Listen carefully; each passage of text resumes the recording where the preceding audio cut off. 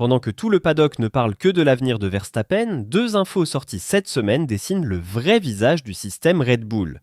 D'un côté, Yuki Tsunoda qui pourrait bien quitter la Formule 1 par la petite porte.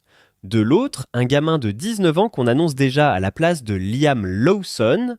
Commençons par Tsunoda. Rappelez-vous, en décembre dernier, Red Bull lui retire son baquet pour le donner à Hadjar et le japonais se retrouve simple pilote de réserve. À l'époque, il disait que la Formule 1 était toute sa vie et qu'il ne voulait même pas envisager autre chose. 6 mois plus tard, le réveil est brutal. Selon un média néerlandais bien informé, il n'y a plus aucune option crédible pour lui en 2027. La porte Haas serait fermée parce que l'équipe américaine recrute ses pilotes japonais via la filière Toyota, alors que Tsunoda est un homme Honda depuis toujours. Et c'est justement Honda qui tiendrait la seule vraie piste restante, un volant en IndyCar aux États-Unis. Rien n'est signé, je précise bien que tout cela reste au conditionnel, mais le simple fait qu'on en soit là en dit long.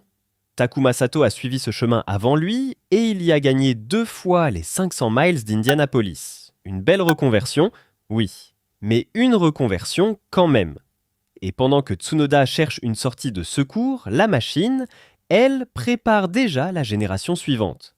Un média espagnol affirme que Nicolas Tsolov, 19 ans, aurait déjà la garantie d'un baquet chez Racing Bulls en 2027 à la place de Liam Lawson. Le patron de l'équipe, Alan Perman, a démenti 2 fois en 2 jours.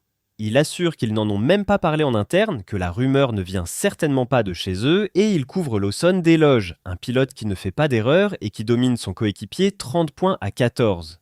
Détail savoureux quand même, Tsolov n'a même pas encore sa super licence. En Autriche, c'est Iwasa qui a fait les premiers essais libres, pas lui. Mais le Bulgare est 2e du championnat de Formule 2 avec 4 victoires cette saison, alors forcément, son nom circule déjà au-dessus de la tête de Lawson comme une épée de Damoclès. Et c'est là que je vous ramène à ce que je vous disais fin juin, quand Lawson racontait son éviction express après 2 courses seulement. Le motif se répète encore et encore. Tsunoda broyé après des années de loyauté.